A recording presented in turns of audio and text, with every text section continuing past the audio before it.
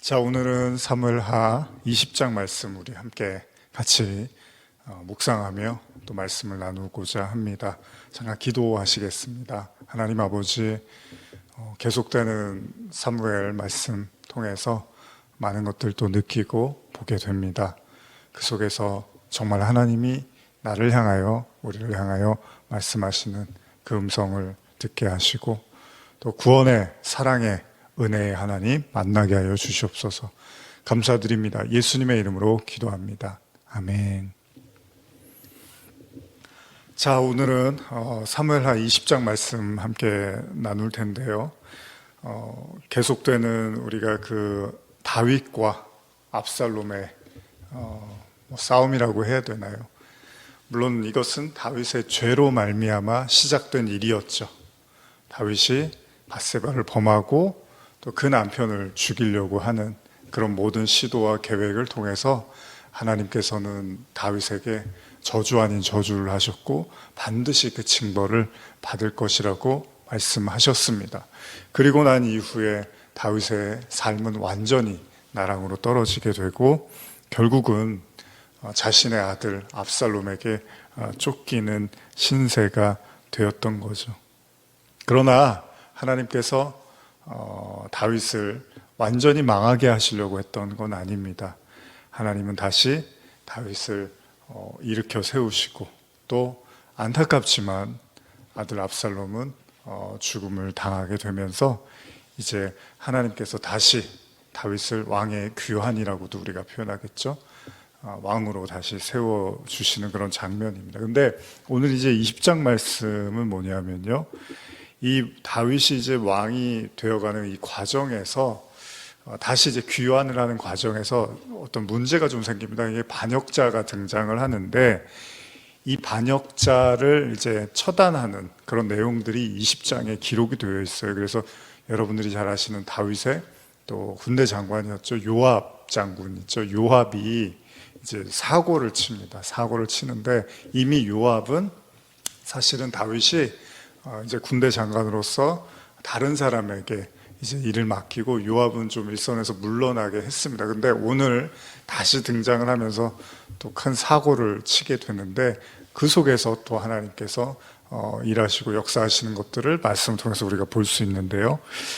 사건의 발달을 이해하기 위해서는 우리가 사무엘하 19장 하반절, 그러니까 거의 끝나가는 내용에서 왜 오늘의 사건이 벌어졌는지를 한번 좀 생각해 볼 필요가 있습니다. 그래서 19장 40절에서 43절을 제가 현대어 성경으로 좀 읽어 드리겠습니다. 먼저 다윗 왕은 요단강 서쪽에서 길갈 쪽으로 가고 김함도 왕을 따라갔다. 여기서부터는 유다 지파의 정규군이 모두 왕을 따라 행진하고 이스라엘 10지파의 정규군도 반절이나 왕을 따라서 행진하였다. 그런데 갑자기 이스라엘의 나머지 군인들이 왕에게 몰려와서 항의하기 시작하였다. 잘 한번 들어보세요.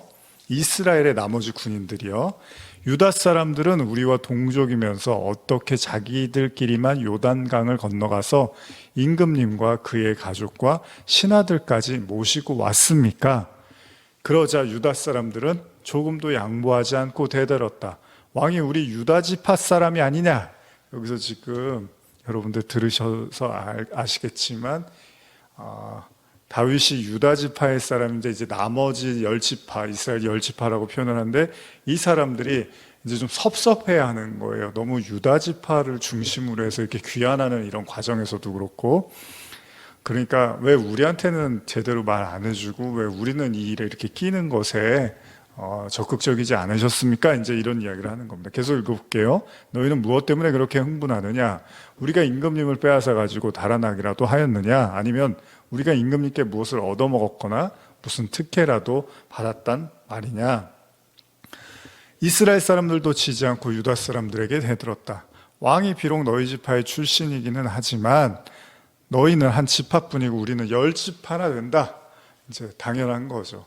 유다 지파 출신이어도 그렇잖아요. 우리도 마찬가지죠. 어느 지역의 출신이 뭐 왕이 됐다 하더라도 전체를 이제 다스리는 게 맞는 거죠. 그런 입장에서는 또 이스라엘도 좀 열 지파들도 언짢을 수 있습니다.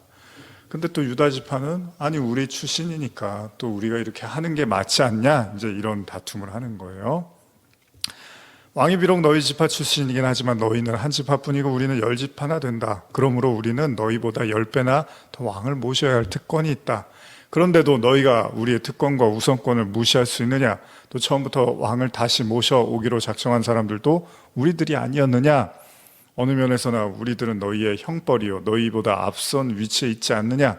그러나 유다 사람들의 말이 더 모질고 날카로웠다. 이렇게 이제 마무리를 해요. 그러니까 뭔가 여기서 이제 그 보이지 않는 신경전이 보여지죠.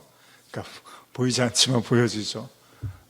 드러나고 있습니다. 나중에 이제 그래서 북이스라엘, 뭐 남유다 이렇게 이제 갈라지게 되는, 어떻게 보면 이런 이제 삐거덕 거리는 이런 모습들을 조금씩 성경은 보여주고 있는 것 같아요. 자, 이러다 보니까 지금 이제 왕이 귀환하고 좋은 일인데 이제 왜 우리한테는 말을 안 해주고 우리한테 제대로 이렇게 적극적으로 참여하지 않게 하고 유다를 중심으로 귀환을 합니까? 이제 이런 얘기잖아요. 이러다 보니까 이제 불만이 생기기 시작을 한 거예요. 거기서 이제 오늘 본문의 20장에 등장을 하는 세바라는 사람이 등장을 하는데, 이것도 제가 현대어로 읽어드릴게요. 1절, 2절인데요. 마침 그곳에 길갈에는 베냐민 지파 출신으로 난동 부리기를 좋아하는 사람이 있었는데 그는 비그리의 아들 세바였다. 이 세바라는 사람이 이제 오늘 문제가 생기게 됩니다. 그가 갑자기 뿔나파를 불며 이렇게 외쳤다. 우리가 이새의 아들과 무슨 상관이 있느냐? 그는 유다 지파 사람인데 우리 이스라엘의 열 지파에게 무슨 유산을 물려주겠느냐? 이스라엘 사람들아, 공연히 속지 말고 어서 일어나 각자 집으로 돌아가자. 그러자 이스라엘 사람들이 모두 다윗을 버리고 세바를 따라갔다. 그러자 왕을 따르는 사람들은 다시 유다 사람들 뿐이었다. 그들은 요단강에서 예루살렘까지 계속 왕을 따랐다. 이런 일이 이제 벌어지는 거예요. 그러니까 뭔가 이제 왕이 자신들의 비율을 맞춰주지 않고 또 유다 족속만 너무 챙겨주는 것 같으니까 따랐던 이스라엘 족속들의 사람들이 화가 나서 그 세바의 말에 이제 참여하게 되는 거죠. 그리고 나서 이제 성경이 3절 이하에서부터 이제 다윗의 그 후궁, 어떤 후궁이죠? 다윗이 도망쳤을 때요. 도망쳤을 때 남겨뒀던, 궁에 남겨뒀던 그 후궁 기억하시죠? 그 사람들에 대한 이야기를 이제 성경에 하고 있는데 이것도 한번 읽어볼게요. 좀 가슴 아픈데요. 3절입니다. 예루살렘 왕궁으로 돌아온 다윗은 전에 왕궁을 지키도록 남겨두었던 10사람의 후궁부터 별궁에 가두고 감시하도록 명령하였다. 그리고 먹을 것만 대주었을 뿐 더 이상 후궁들을 찾지 않았으니 그녀들도 다윗의 딸 다말과 같이 외롭고 슬프게 갇혀 사는 신세가 되었다. 이 후궁들은 한때 압살롬 시대가 온 것을 알려주던 깃발 노릇을 하였기 때문에 다윗은 이제 그 시대가 바뀐 것을 알리기 위하여 더 그렇게 하였다. 이 현대 성경은 이제 좀 더 내용을 이렇게 설명하고 있습니다. 그래서 왕궁을 지키던 그 후궁들은 죽는 날까지 별궁에 갇혀서 생과부로 지냈다. 참 이 여인들도 어떻게 보면 참 기구한 삶인 거죠. 아버지의 후궁이었는데 그 아들에 의해서 또 농락을 당하고, 그러고 다시 이제 아버지가 왕이 됐지만 이제 어떻게 보면 찬밥 신세가 된 거죠. 그러나 여기에는 또 성경 속에 어떤 구원의 또 가르침이 깊은 내용들이 있을 겁니다. 이 부분들은 좀 여러분들이 한번 깊이 생각해 보시면서 이 후궁들이 의미하는 것이 무엇일까 한번 정도 깊이 새겨볼 필요가 있습니다. 어쨌든 간에 이 이후에 이제 오늘 중요하게 나타나는 사건이 하나 있는데요. 이게 바로 아까 말씀드린 이제 세바, 그 다윗을 어떻게 보면 이제 배신하고 반역을 일으켜서 그 쫓던 무리들을, 이스라엘의 족속들을 데리고 자기가 이제 반역을 하려고 했던 세바에 대한 이야기인데요. 이것도 한번 읽어드릴게요. 4절에서 6절인데요. 다윗은 맨 먼저 10사람의 후궁부터 처리하고 이어서 세바의 반란을 진압하려고 아마사 장군에게 작전 지시를 내렸다. 그대는 유다의 모든 장병들을 3일 안으로 소집한 뒤 모레 이곳에 와서 보고하시오. 내가 직접 사열을 받겠소. 굉장히 다윗이 적극적으로 지금 세바를 잡아오라고 이제 작전을 지시하고 있습니다. 근데 5절이 합니다. 그러나 아마사가 정해진 기한 내에 돌아오지 않자 왕이 아비새에게 새로운 작전을 지시하였다. 이제는 세바가 압살롬보다도 더 위험한 존재로 등장할 것이오. 그가 튼튼한 요새에 들어가기 전에 어서 내 부하들을 데리고 그를 뒤쫓아 가시오. 그가 일단 요새에 숨어버리면 우리는 헛수고만 하게 될 것이오. 굉장히 다윗이 이전과는 좀 다르게 되게 적극적으로 지금 움직이고 있고요. 거기에다가 이런 표현도 써요. 이 압살롬보다 더한 사람이 될 거다. 그러니까 반드시 우리는 잡아야 된다. 이제 이런 의지를 보이고 있죠. 근데 여러분 들으시면서 생각하셨을 거예요. 아니 군대 장관 요압은 어디 가고 갑자기 아마사가 등장을 하고 또 그 다음에 또 아비새? 요압한테 원래 시키지 않았나요? 요압이 군대 장관이었는데요. 혹시 여러분들이 이제 말씀을 좀 이렇게 자세히 들으셨다면 또 보셨다면 19장을 생각해 보시면 이제 잘 아시겠죠. 19장에 보면은 다윗이요, 이제 압살롬이 이제 압살롬의 사람들이 패하고 압살롬도 죽고 이러면서 이제 다시 전열을 정비할 때 아마사, 그러니까 압살롬을 섬겼던 아마사 장군이었어요. 그러니까 압살롬의 장군을 다윗이 자신의 총사령관으로 삼겠다고 말을 합니다. 그러니까 요압을 이제 뒤로 좀 물러서게 하고 아마사를 이제 그 총사령관으로 삼게 된 거죠. 여기 보면 이제 19장 13절에 제가 현대로 보면 장군은 나와 고륙지친이 아니오. 이제부터 나는 요압 대신에 장군을 내 군대의 총사령관으로 삼겠소 하면서 이렇게 이제 이야기를 하는데, 여기에는 아마 이제 제가 주석이나 이런 걸 보면은 어쨌든 간에 한때는 이제 물론 다윗을 따르던 사람들이 이제 압살롬을 따랐으니까 배신한 거잖아요. 그러나 또 그 사람들의 숫자도 만만치 않단 말이죠. 어쨌든 압살롬을 또 지지했던 거니까. 그러니까 그 사람들의 또 마음을 사기 위해서라도 또 나라를 어쨌든 다스려야 되니까요. 그래서 그냥 압살롬의 군대 총사령관을 자신이 이제 사람으로 세우는, 그렇게도 이제 보게 되는 거죠. 그러나 그 이면에는 여러분들도 잘 아시는 것처럼 제가 계속 읽어볼게요. 13절을요. 19장. 요압은 왕의 명령을 어기고 압살롬을 죽인 다음 아들을 잃고 슬퍼하는 왕에게 너무 당당한 자세를 보였기 때문에 다윗은 그를 밀어내고 아마사를 등용하였다. 다윗은 이로써 유다 사람의 마음을 한데 모아 자기 편으로 기울게 하였다. 그러니까 어쩔 수 없이 이 선택을 한 거지만 또 다른 이면에는 사실은 이제 요압에 대한 불편한 마음이 있었던 거예요. 그러니까 참 우리가 항상 이 성경을 보면서도 그렇지만은 우리 가장 가까운 사람들이 좋을 때는 가장 좋다가도 또 가장 어려울 때는 어려울 수 있어요. 또 그러다가 다시 좋아지기도 하고, 사람 사는 게 다 그렇잖아요. 그러니까 어쩔 수 없는 인간관계가 너무나 잘 알다 보니까 그래서 너무나 이제 신뢰도 하지만 또 그래서 한번 어긋나면 굉장히 좀 마음이 불편해지는 관계가 되기도 하죠. 어쨌든 간에 다윗은 이런저런 이유로 이제 요압을 뒤로 물러서게 하고 아마사에게 군대 장관을 맡깁니다. 그런데도 이상한 게요, 아까 본문 제가 한번 읽어드렸을 때 생각해 보셨을 텐데 6절에서 반란을 일으킨 세바를 잡기 위해서 20장 6절이요, 아마사를 보냈는데 소식이 없었어요. 그렇죠? 다윗이요. 그랬는데 그 다음에 그럼 요압을 보내야 되는데 또 아비새를 보낸단 말이에요. 이게 또 뭔가, 그래서 주석을 한번 제가 읽어드리면, 아마사의 지체에 불안을 느낀 다윗 왕이 아비새에게 기습적인 군사 행동을 명하는 장면이다. 여기서 다윗 왕이 아비새를 세바 진압의 지휘자로 임명하는 것이 흥미롭다. 주석에 이런 이야기가 있어요. 다시 말해서 평소 같으면 그동안 이스라엘의 군장으로 계속 활약해 오던 요압에게 명령했을 것이나 이례적으로 동생인 아비새에게 지휘권을 준 것이다. 이러한 사실을 보아 다윗 왕은 자신의 명을 어기고 압살롬을 죽인 남북한 성리의 요압을 상당히 못마땅해 했음을 알 수 있다. 불편한 거예요. 그러니까 지금 다윗도 계속 이런 행동을 하는 거예요. 어떻게 보면은 요압이 이제 보고 있으면은 굉장히 요압도 마음이 이제 부글부글 끓어오르겠죠.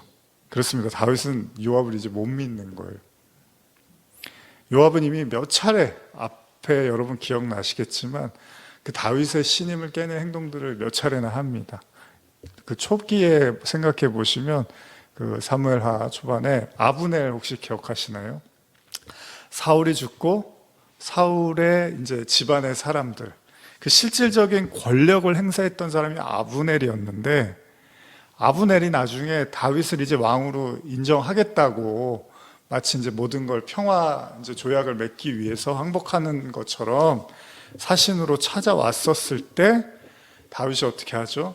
흔쾌히 받아주고 잔치도 벌려주고 집에 잘 보내줍니다. 근데 이 이야기를 듣고 요압이 화가 나요.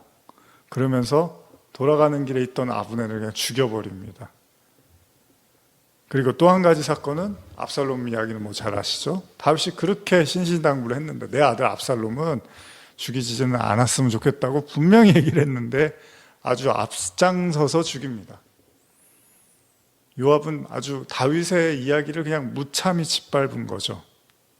그래서 아까 제가 말씀드린 것처럼 가장 신임하는 관계였고 또 신임해야 되는 사람이었는데도 불구하고 이제는 제일 못 믿는 사람이 되어버린 거예요. 뭐 그러기도 그럴 거예요. 당연하죠. 왕이 얘기를 하는데 듣지를 않으니까. 왕도 아닌 사람이, 왕의 명령을 들어야 되는 사람이 왕이 하는 얘기를 그냥 귀등으로도 안 들으니까 다윗이 뭘 믿고 요압을 세우겠냐는 거예요. 그건 다윗이 군대 장관으로 이제 그래서 요압을 이제 들여보내고 아마사를 세웠잖아요. 근데 이제 여기에서도 또 문제를 일으키는 거예요. 결국은 그 요압이 부글부글 끓던 자신의 마음을 또 다윗이 세운 군대 장관 아마사에게도 칼끝을 겨누게 됩니다. 이 사무엘하 20장 7절 이하인데요. 한번 제가 현대로 읽어드릴게요. 아비새는 곧 요압이 지휘하던 정규군과 그렛 족속과 블렛 족속으로 구성된 다윗의 부하들과 모든 용사들을 거닐고 출전하여 세바를 뒤쫓았다. 그들이 예루살렘 성문을 떠나 기브온의 큰 바위 곁에 이르자 아마사가 지름길로 급히 달려와서 아비새, 이제 아마사가 안 와서 아비새를 보냈잖아요. 다윗이 아비새 앞으로 나왔다. 이때 요압은 헐렁한 옷을 높이 축혀 입고 널따란 띠를 띠고 있었는데 그 허리띠 속에는 단도가 숨겨져 있었다. 그러니까 참 큰일입니다. 이 요압. 그 단도는 다른 사람이 눈치챌 수 없는 사이에 칼집에서 미끄러져 내려오면 손으로 받을 수 있는 것이었다. 요압은 아마사를 기쁘게 맞이하는 척하였다. 형님 요즘 어떻게 지내십니까? 하고 인사하면서 그에게 입맞출 듯이 접근하여 오른손으로는 그의 턱수염을 틀어쥐고 왼손으로는 아마사가 눈치챌 겨를도 없이 칼을 빼어 잡았다. 요압이 그 단도로 아마사의 배를 가르자 창자가 땅바닥으로 쏟아져 나왔다. 요압이 두 번 다시 칼을 쓸 것도 없이 아마사는 그 자리에서 거꾸러져 죽었다. 그러자 요압이 다시 실권을 쥐고 온 군대를 지휘하기 시작했다. 요압은 즉각 자기 동생 아비새와 함께 세바를 뒤쫓기 시작하였다. 그러나 아마사를 따라온 군인들은 어쩔 줄을 모르고 주저하였다. 당연하죠. 아니 왕이 지금 군대 총사령관으로 세운 사람을 요압이 가서 그냥 죽여버리는 거예요. 이게 어떻게 해야 되는 거예요? 이러면 다윗만 지금 안 건드리지 다윗의 말을 이렇게 이거 원래 이렇게 하면 안 되는 거잖아요. 죽어야 되는 거잖아요. 요압도 어떻게 이렇게까지 다윗의 말을 무시할 수 있을까? 여러분들 어떻게 생각하십니까? 도대체 그런 근자감이 어디서 나온 걸까요? 근데 여러분 사실 요압도 이렇게까지 다윗의 말을 안 듣는 것도 물론 잘못됐지만 이렇게 잔혹한 마음대로 살인을 저지르는 것도 문제지만 처음에 그 다윗과 이 틀어졌던 사건 중에 하나인 아브넬 사건을 좀 다시 떠올려 볼 필요가 있는 것 같아요. 사실 요압이요, 처음부터 다윗의 말을 그냥 어기고 그랬던 건 아니겠죠. 그러면 그런 사람으로 또 신뢰하지도 않았겠죠. 근데 다윗이 아브넬을 죽인 그 사건을 떠올려 보면, 왜 아브넬을 죽였죠? 아까 아브넬 누구였죠? 이름이 하도 많이 나오니까 여러분들 헷갈리실 수 있으니까, 사울이 죽고 그 사울의 집안에 이제 어떻게 보면 실세였던 아브넬, 이 아브넬이 어쨌든 간에 이스보셋이었죠. 그 사울의 또 다른 아들 이스보셋하고 뭔가 이 관계가 좀 틀어지는 사건이 나오면서, 그러면서 다윗을 찾아가서 평화 협정을 맺고 이제 다윗을 왕으로 세워줄 것처럼 말을 했을 때, 다윗이 잔치를 베풀어주고 평안히 그를 보내줬을 때, 왜 요압이 아브넬을 죽였느냐 기억나시나요 혹시? 이 아브넬이 그 당시에 다윗의 집안과 사울의 집안이 이렇게 전쟁을 벌일 때 요압의 형제인 아사헬을 죽입니다. 물론 아사헬이 집요하게 아브넬을 쫓아가서 어쩔 수 없이 또 죽인 것도 있었어요. 근데 어쨌든 간에 형제 입장에서는 자신의 동생 아울을 죽였는데 곱게 보이지가 않을 거 아니에요. 그리고 다윗도 그런 상황들을 다 알고 있는데 아무렇지도 않게 보내줬다는 거에 대해서 너무나 이제 서운했던 거죠. 그냥 잔치를 베풀고 평안하게 보내줬다. 요압이 이제 여기서 흥분을 한 거예요. 그때부터 아마 요압이 뭔가 비뚤어진 사람처럼 행동을 하는 것처럼 보입니다. 다윗의 의중을 무시하고 다윗의 말을 듣지를 않는 거예요. 정말로 다윗에게 어떻게 보면 제일 불편한 사람이 돼버린 거죠. 근데 그럼 그런 사람을 이렇게 자기의 그 신하로 두는 게 참 불편하잖아요. 그럼 다윗은 정말로 문제가 없느냐? 다윗은 요압에게 떳떳하냐? 너 왜 이렇게 내 말 안 들어? 너 참 문제구나, 이렇게만 말할 수 있느냐? 근데 또 그럴 수만 없는 거예요. 왜 그러냐 하면, 우리가 잘 알고 있는 다윗이 밧세바를 범했을 때, 그때 사실은 다윗이 누구를 시켜서 그 밧세바의 남편 우리아를 죽이려고 했나요? 바로 요압입니다. 요압. 그러니까 어쨌든 간에 자기가 필요할 때, 죄를 지을 때, 하지 말아야 될 일을 할 때 또 요압을 데려다가 그 일을 시킨 것도 다윗이에요. 사무엘하 11장 14절 이하 제가 현대로 읽어드릴게요. 넷째 날 아침이 되자 다윗은 요압에게 편지를 한 장 써서 우리아의 손에 들려보냈다. 그 편지로 다윗은 이렇게 살인 명령을 전달하였다. 우리아를 전투가 가장 치열한 지점으로 내보내시오. 그런 뒤에 그를 지원하던 군인들을 갑자기 후퇴시켜 그가 혼자 싸우다가 전사하게 하시오. 요압은 이미 오랫동안 라빠성을 포위하고 있었기 때문에 적진 가운데서도 가장 수비가 강한 곳을 잘 알고 있었다. 그래서 그는 우리아를 바로 그런 곳에 배치하였다. 그런 다음 얼마 지나지 않아 암몬 족속의 군인들이 성 밖으로 나와 요압의 군대와 싸우게 되었는데, 요압의 주력 부대가 힘을 쓰지 않고 전투를 기피하였기 때문에 다윗의 부하 몇 사람과 함께 우리아도 이 싸움에서 전사하였다. 자기의 죄를 은폐하기 위해서 다윗 역시도 때로는 요압을 이용했다는 거예요. 그러니까 무슨 말이냐 하면, 다윗이 요압 앞에서 완전히 흠없고 무결하다고 말할 수가 없다는 겁니다. 자신이 감추고 싶었던, 어떻게 보면 그 어둠의 죄악의 모습을 사실은 요압도 알고 있는 거예요. 다윗이 나중에 요압한테 뭐라고 하냐면요, 우리아가 죽었다고 하니까 11장 25절에 다윗이요, 요압한테 이런 식으로 말하는데요. 다윗이 전령에게 이와 같이 말했다. 그대는 요압에게 이와 같이 전하시오. 이번 일로 크게 염려하지 마시오. 전쟁에서는 이 편도 죽고 저 편도 죽는 법이요. 싸움에 필요한 것은 용기뿐이요. 그대는 계속 그 성을 맹렬히 공격하여 기필코 점령하시오. 우리아가 그냥 무죄한, 우리아가 죽었는데, 억울하게 죽었는데 요압한테 신경 쓰지 말라고. 원래 다 그런 거 아닙니까? 싸움이라는 게. 그냥 용기를 가지고 그냥 전진해 나가라고 이렇게 말을 합니다. 어떻게 보면은 그 요압이라는 괴물, 지금의 그 요압이라는 괴물이 완성되어져 가는 과정에서 다윗도 한 몫을 했는지도 몰라요. 그리고 이런 기세로 요압은 결국 다윗으로부터 군대 장관의 자리를 빼앗기게 되잖아요. 이런 모습 때문에. 그런데 그것도 부당하다고 생각했는지 결국 새롭게 세운 아마사에게 또다시 칼을 겨누게 된 거잖아요. 참 다윗도 이 기가 막힌 거예요. 그러니까 이 요압을 보면서도 다윗이 저 또한 자신의 죄로부터 자유로울지를 못한 거예요.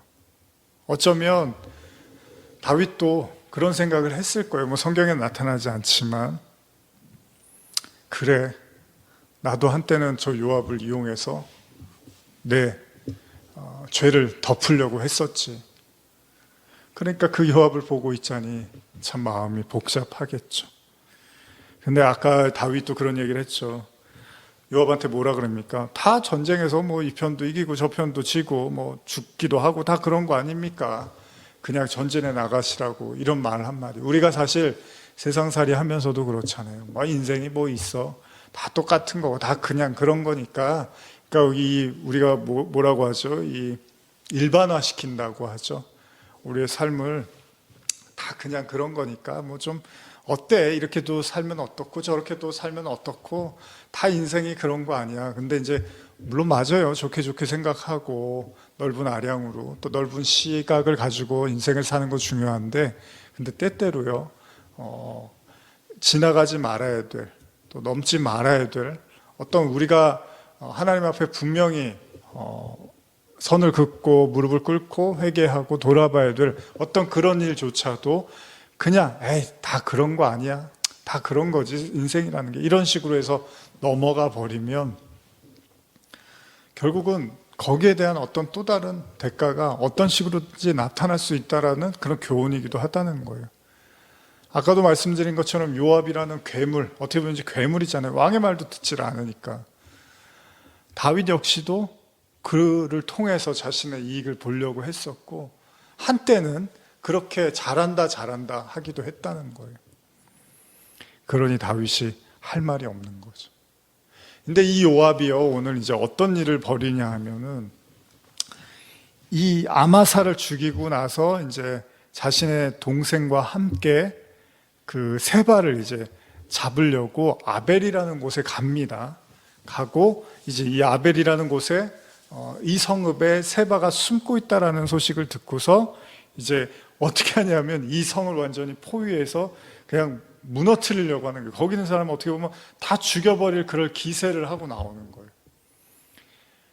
제가 얼마 전에 주일에 그 야곱 이야기 잠깐 출애굽기 나누면서 나눴지만은, 야곱이라는 사람이 그 이렇게 발목을 붙잡는 자, 뭐 이런 의미도 있잖아요. 이 야곱이 뭐 하나님의 축복을 구한 건 좋지만 너무 복을 받고 싶고 너무 장자의 축복을 원해서 형까지 속여가면서 이제 그 하나님의 복을 원했던 거잖아요. 그런데 사기란 말이에요. 엄밀히 말하면 잘못한 거죠.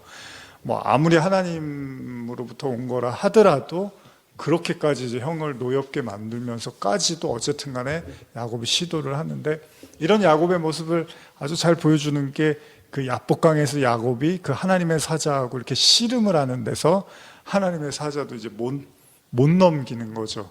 그래서 나중에는 져요, 정말 천사. 그래서 그냥 야곱의 환도뼈를 쳐버리면서 이제 너는 야곱이라고 하지 말고 이스라엘이라고 해라, 뭐 이런 내용들 제가 나눴었는데, 인간이 이 가지고 있는 이 어떻게 보면 인간의 죄성이기도 하고, 뭐 때로는 그게 열심이기도 하고, 때로는 그게 뭐 자신의 어떤 의로움이기도 하고 여러 가지 형태로 나타나는데, 지금 이 요압은 뭐가 됐는지 모르지만 그냥 자기 눈앞에 보이는 어떤 소위 그 방해물들이 있다면 그냥 그 자리에서 다 처단해 버리려고 하는 거예요. 근데 어쨌든 다윗을 죽이려고 하지 않는 걸 보면 다윗을 굉장히 지키려고 하는 거고, 또 다른 의미에서는 이 그 나라를 지키는 거고, 그 또 다른 의미에서 그 자리를 굉장히 지키려고 애를 쓰는 거죠. 자신의 위치를.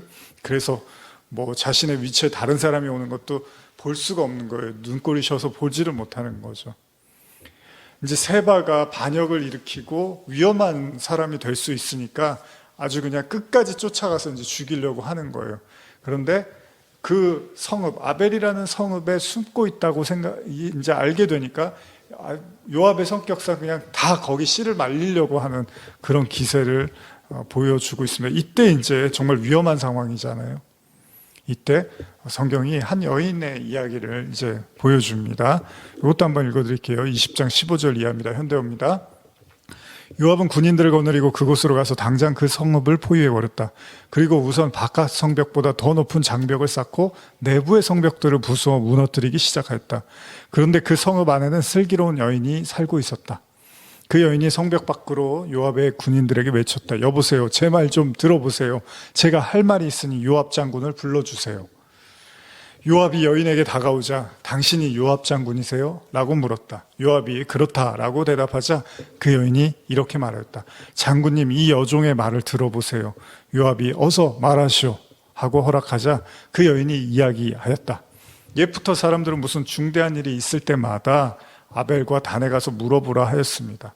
그러면 무슨 일이든지 해결되었기 때문입니다. 그만큼 여기 있는 두 성읍은 이스라엘에서 가장 평화스럽고 진실한 사람들이 사는 곳입니다. 그러나 당신은 지금 이스라엘의 어머니 같은 이 성읍을 파괴하려고 하십니다. 당신은 여호와의 소유인 이 성읍을 없앨 작정이십니까? 요압이 놀라죠. 대답합니다. 성읍을 없애다니 그게 무슨 말이요? 나는 절대로 그런 사람이 아니요. 그런 사람이 아니래요, 요압이. 다만 에브라임 산지 사람 비그리 아들 세바라는 자가 다윗 왕에게 대항하여 반란을 일으키고 이 성읍에 들어와 숨었소. 나는 그 사람을 잡아가려고 온 것뿐이요. 여러분이 지금 그 사람만 내준다면 내가 이 성읍에서 당장 떠나겠소. 이 우리가 알고 있는 요압의 기세라면요, 이 세바 한 사람을 잡기 위해서 아벨 성읍의 모든 사람을 다 죽일 수도 있어 보입니다. 그러나 지혜로웠던 여인은 목숨을 걸고 당당하게 말을 하죠. 근데 내용이 뭐냐 하면 이 아벨이라는 곳이 당시 많은 사람들에게 깊은 교훈을 주는 그런 사람들이 모여 있었던, 어디서는 또 그 율법을 연구한 사람들이 또 많았다고도 하고요. 그런 사람들이 모여 있으니까 쉽게 말하면 하나님을 경외하는 사람들의 어떤 그런 모임, 그런 사람들이 모여 있는 곳, 이렇게도 이해할 수 있는데, 이런 곳을 당신이 무너뜨린다는 게 이게 다윗 왕이 보낸 사람이 맞습니까? 라고 이제 엄포를 내놓는 거죠. 그러니까 요압이 굉장히 당황을 하는 거예요. 또 한 가지는 이 본문에서 우리가 한 가지 생각하는 건 소돔과 고모라 여러분 아시죠? 거기는 어떻게 하죠? 의인이 없어서 멸망을 당하죠. 근데 이 여인이 여기서는 아벨 성읍에서는 이 여인이 그 말을 하면서 자기가 이스라엘에 충성되고 화평한 자 중에 하나라는 것처럼 이제 표현을 해요. 그러니까 다시 말하면 하나님의 사람들이 살고 있는 그곳을 네가 뭔데 함부로 심판하느냐, 이제 이런 표현을 쓰는 거죠. 소돔과 고모라는 의인이 없어서 멸망하잖아요. 근데 이제 아벨 성읍도 마치 이제 그런 비슷한 양상을 놓고 봤을 때 여기는 결국은 멸망을 당하지 않고 그냥 그 세바만 이제 목이 잘라져서 내어줍니다. 그래서 이제 다시 이제 모든 문제가 해결이 되는 건데, 어쨌든 간에 요압이 그래서 그 말을 듣고서 세바만 있으면 된다라고 해요. 그래서 결국은 이 여인 앞에서 요압이 자신의 그 기고만장하고 어떻게 보면 무자비하고 쉴 줄 모르는, 거둘 줄 모르는 그런 어떤 마음을 거기서 이렇게 잠재우게 되는죠. 물론 이것은 다윗을 보호하기 위한, 또 그 민심의 어떤 동요를 막기 위한 요압의 행동이었을지도 모릅니다. 그러나 이제 여기 20장을 우리가 나누면서 또 묵상하면서 저는 두 가지를 좀 여러분께 나누면서 마무리하고 싶은데요. 첫째는 어쨌든 간에 요압이 이 상황에서 자기 어떻게 보면은 그칠 줄 모르는, 멈출 줄 모르는 그런 행동들이 이제 멈추게 되는 것 중에 하나가 하나님의 사람, 그러니까 여인이 지혜롭기도 하고요. 그러나 저는 그런 생각을 해요. 결국은 하나님의 이 사람들이 이제 주변에 많은 사람들에게 이 성읍이 이제 인정을 받았던 건 하나님의 말씀대로 살고 또 말씀을 나누는 사람들이었던 걸로도 우리가 추측할 수 있는데, 다시 말하면 제 아무리 요압이라 하더라도 하나님의 말씀 앞에서는 어떻게 하지 못한다는 겁니다. 그러니까 조금 제가 이걸 확대해서 좀 깊게 여러분과 나누고 싶다면, 저와 여러분들의 삶에서 요압과 같이 치고 들어오는, 우리가 어떻게 이렇게 감당하기 어려운 일들이 있잖아요. 그리고 우리가 제어가 안 되고 통제가 안 되는, 뭐 이건 지금 다윗과 요압 관계지만은 어쨌든 우리의 인생에서도 우리가 컨트롤할 수 없는 어떤 상황들이 있습니다. 그렇죠? 내가 이러한 것들은 어떻게 내가 참고 견디고 내 나름대로 조절을 하겠는데, 어떤 것들은 그게 전혀 안 돼서 오히려 계속해서 그것 때문에 부담을 갖고 불안하고 그것 때문에 많이 낙심을 하는 그런 일들이 있을 거예요. 그런데 그럴 때 그런 일들이 우리에게는 요압처럼 느껴질 수 있겠죠. 우리 마음대로 되지를 않으니까. 그런다 하더라도요, 여러분, 제 아무리 요압과 같은 강력한, 어떻게 보면 우리도 어떻게 해야 될지 모르는 그런 존재나 상황이나 환경이라 하더라도 여러분들이요, 말씀대로 살고 그 말씀을 여러분들의 가장 그 삶의 우선으로 놓으면 어떻게든 하나님은 그런 위기들을 넘어서게 하고 이기게 하시고 또 그 속에서 구출해 주신다는 겁니다. 물론 뭐 다 아는 얘기지만 저는 굉장히 중요하다고 생각을 해요. 우리는 어찌됐건 간에 모든 상황에서 하나님의 말씀을 가장 먼저 붙잡아야 되고요. 모든 상황에서 하나님의 말씀으로 풀어내려고 하는 그런 연습, 그런 습관, 또 그런 삶의 신앙을 우리는 가져야 된다는 겁니다. 그럴 때 이 세 발을 토해내죠. 저와 여러분도 마찬가지. 어떻게 보면 우리가 말씀대로 산다는 건 또 역으로 세 발, 하나님을 대적하는 우리의 옛사람을 계속해서 토해내는 과정이기도 한 거죠. 그러니까 세바가 숨어들었지만 결국은 토해 나오는 거예요. 요압은 누구를 원하는 거예요? 세바를 원하는 거죠. 어쩌면 우리 주변에, 우리의 환경 속에서 우리에게 어려움과 고통을 주는 많은 요소들과 요인들이 있다 하더라도 하나님은 그것들을 통해서도 우리를 가르치실 수 있는 거예요. 뭐예요? 우리 내면에 있는 세바를 토해내게 하는 거예요. 하나님이 우리를 멸망하는, 우리를 고통받고 멸망하게 내버려 두는 그런 분이 아니시잖아요. 하나님의 목적은 하나님을 대적하는, 반역하는 세바와 같은 우리의 마음을 계속 토해내게 하시는 거예요. 우리가 그래서 말씀대로 살면 살수록, 또 말씀을 묵상하면 묵상할수록 우리의 내면에 있는 하나님에 대한 대적의 마음들을 계속 깨닫게 되고 하나씩 내어버리게 되는 거죠. 요압은 세바를 원하는 거예요. 어쩌면 우리의 환경 속에서, 우리에게 처한 많은 어려움 속에서 하나님은 그것을 통해서도 우리의 악을 제거해가는 과정 속에 있는지도 모른다는 겁니다. 두 번째로 우리가 또 한 가지 생각할 건, 요압이요, 이렇게 무자비한 행동을 하기는 하지만 어떻게 보면 다윗을 제일 존중하고 다윗의 말을 따라야 되는데 다윗의 말을 지금 제일 무시하는 것처럼 보이잖아요. 그렇지만 사실 요압도 다윗에게 섭섭한 게 있었던 거잖아요. 자신의 형제가 죽었는데, 아브넬에 의해서. 근데 어떻게 다윗이 그런 아브넬을 아무렇지도 않게 보내줄 수 있을까라는 섭섭함이 있었던 거죠. 물론 공과 사를 구분해야 되는 것도 맞지만 어쨌든 요압이 아무 이유 없이 그러는 건 아니었어요. 근데 여러분, 이 다음 장, 이제 다음 주에 나누겠지만 여기에 보면은 하나님이 작은 약속도 이방인들이라 하더라도요, 그 약속을 소중히 여기는 내용들이 나옵니다. 기브온 사람들에 대한 내용들이 좀 나오는데, 아주 작은 약속이라 하더라도 하나님이 그거를 지키고 최대한 그걸 위해서 노력하기를 원하는 모습들이 나오거든요. 성도들에게 마찬가지로 어찌 보면 요압의 마음이 아직 이렇게 풀리지 않았을지도 몰라요. 그러니까 다윗이 물론 이거는 뭐 우리가 그냥 하는 이야기일 수도 있지만 어떻게 보면 요압에게도 상처 아닌 상처가 있을 수 있겠죠.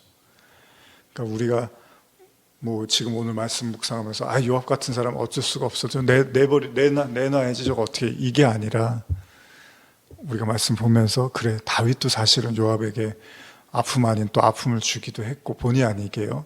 또 때로는 본의 아니게가 아니라 의도를 가지고 요압을 이용해서 또 사람을 죽이기도 했던 이래저래 해서 다윗도 요압의 마음을 아프게 했었잖아요. 그런 요압의 마음까지도 또 헤아려 줄 수 있다면 우리에게 그런 또 세심하고 또 우리가 정말 우리 자신을 내려놓고 돌아볼 줄 안다면 정말 어떻게 마음대로 할 수 없는, 손쓸 수 없는 그런 상황이나 사람이나 환경이나 하더라도 그 속에서도 하나님의 뜻을 구하고 또 우리 자신을 돌아보는 저와 여러분 되기를 간절히 소원합니다. 우리 찬양하면서 잠깐 또 여러분 기도하면서 마무리하겠습니다.